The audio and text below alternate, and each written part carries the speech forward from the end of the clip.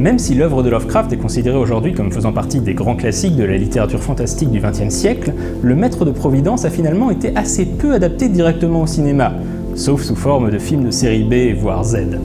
C'est Roger Corman qui, le premier, portera un écrit de Lovecraft au cinéma, en adaptant en 1963 l'affaire Charles Dexter Ward, avec Vincent Price, Debra Paget et Lon Chaney Jr.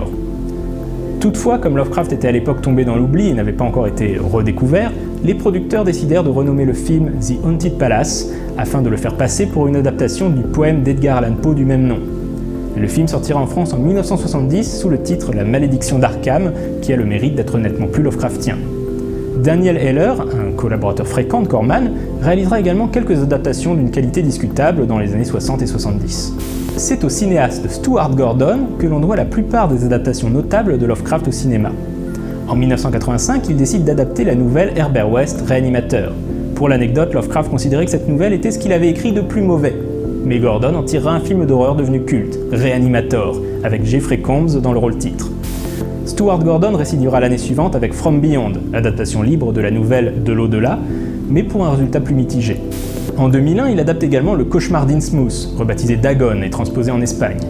Gordon adaptera également Lovecraft pour la télévision en 1995 avec le direct-to-vidéo Castle Freak, librement inspiré de la nouvelle Je suis d'ailleurs, et en 2005 avec un épisode de la série Masters of Horror basé assez fidèlement sur la Maison de la Sorcière.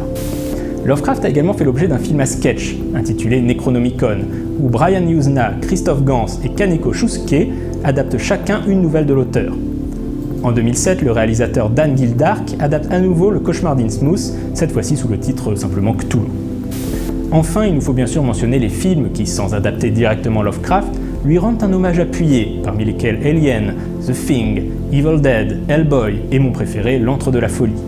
Il faut également citer Cast Deadly Spell, détective Philip Lovecraft en français, un téléfilm produit par HBO en 1991 et réalisé par Martin Campbell, qui mélange mythe de Cthulhu et film noir.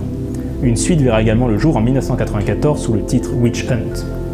Plus récemment, le réalisateur espagnol José Luis Alemán réalisera le diptyque La Herencia Valdemar, qui s'inspire à la fois de Lovecraft et des écrits d'Edgar Poe. Les deux films sont sortis directement en vidéo en France sous le titre Le Territoire des Ombres.